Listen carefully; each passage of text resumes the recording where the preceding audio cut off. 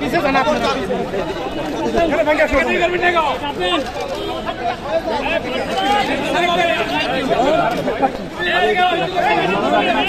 अरे भाई side then भाई साइड देन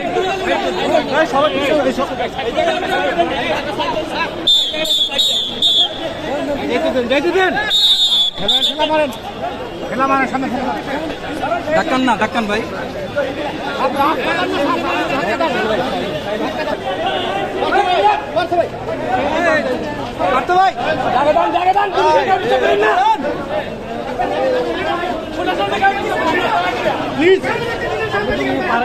বনানী থানা মামলাতে যেটা গ্রেফতার ছিলেন ওখানে ওনাকে প্রথমে 5 দিনের রিমান্ড দেওয়া হয়েছে। আজকে রিমান্ডের মেয়াদ শেষ হওয়ার পরে ওনাকে কোর্টে প্রডিউস করা হয়েছে।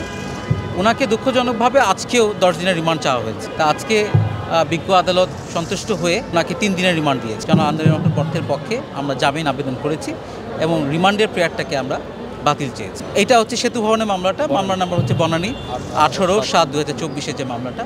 ওই মামলাতে আবারও পুনরায় তাকে 3 দিনের রিমান্ড প্রদান করেছে।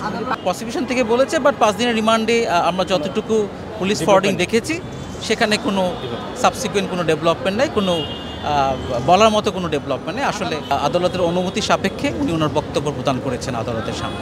আদালত ওনার বক্তব্য শুনেছে। উনি বলেছেন যে আসলে যে উনি আইনের প্রতি শ্রদ্ধাশীল।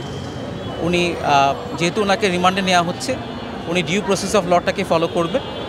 উনার রিমান্ডে যাওয়ার ব্যাপারে কোনো অবজেকশন নাই। উনি বলেছেন যে কিন্তু আমাকে পলিটিক্যালি হ্যারাস করা হচ্ছে, যেহেতু আমি এটার সাথে জড়িত না, আমাকে যেন এরপরে আমি যেন জামিন চাইলে ওনাকে জামিন প্রদান করা হয়। উনি এটাকে বিনীতভাবে কোর্টের কাছে উপস্থাপন করেছেন।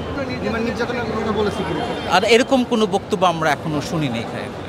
আজকে আমরা এই বক্তব্য জানতে পারি।